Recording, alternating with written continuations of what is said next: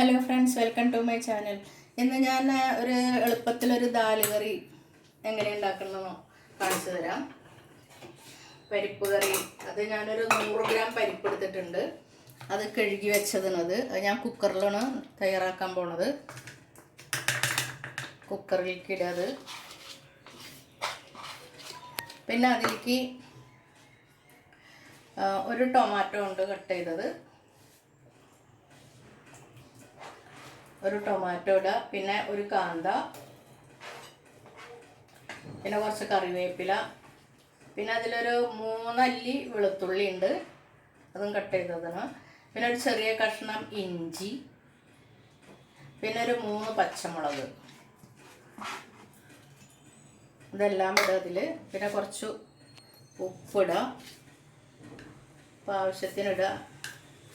പിന്നെ കുറച്ച് ഒരു 1/4 സ്പൂൺ മഞ്ഞൾപ്പൊടി,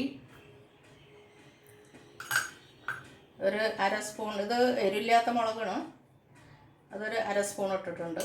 അപ്പോൾ എരിവ് കൂടുതൽ വേണ്ടവർക്ക് കൂടുതൽ ഉപയോഗിക്കാം.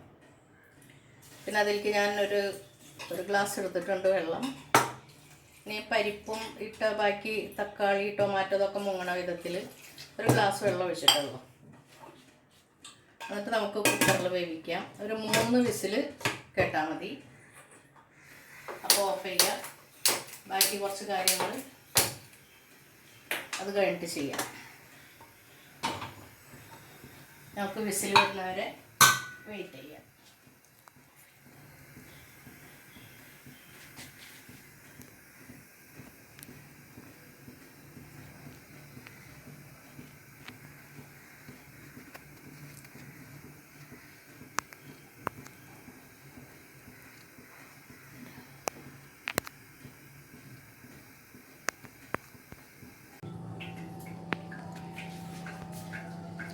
ഇപ്പോൾ 3 വിസിൽ കേട്ട് ഞാൻ കുക്കറൊക്കെ ഇറക്കി വെച്ചിട്ടുണ്ട്. ഇപ്പം തണുത്തിട്ടുണ്ടായിരിക്കും.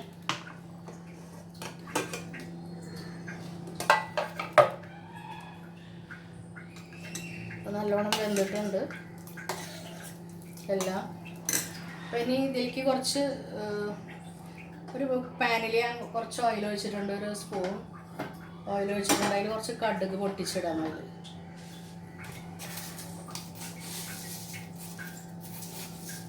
എണ്ണ ചൂടായി എന്ന് വിചാരിക്കുന്നു. നോക്കട്ടെ.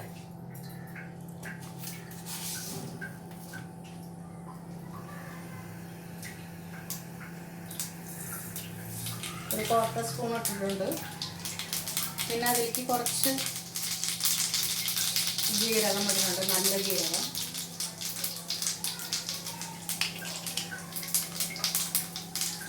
പിന്നെ കുറച്ച് കറിവേപ്പില.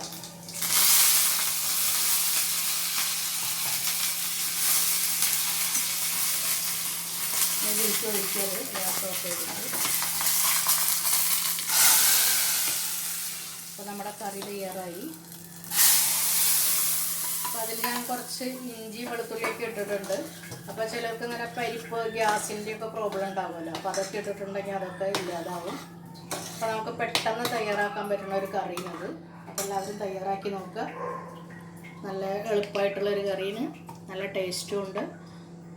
അപ്പോൾ തയ്യാറാക്കി നോക്കിയിട്ട് നിങ്ങൾക്ക് കഴിച്ച് നോക്കിയിട്ട് ഇഷ്ടപ്പെട്ടെങ്കിൽ നിങ്ങളെല്ലാവരും ലൈക്ക് ചെയ്യുക, ഷെയർ ചെയ്യുക. സബ്സ്ക്രൈബ് ചെയ്യാത്തവർ സബ്സ്ക്രൈബ് ചെയ്യാനും മറക്കരുത്. Thank you. മറ്റൊരു വീഡിയോയുമായി വീണ്ടും എത്താം.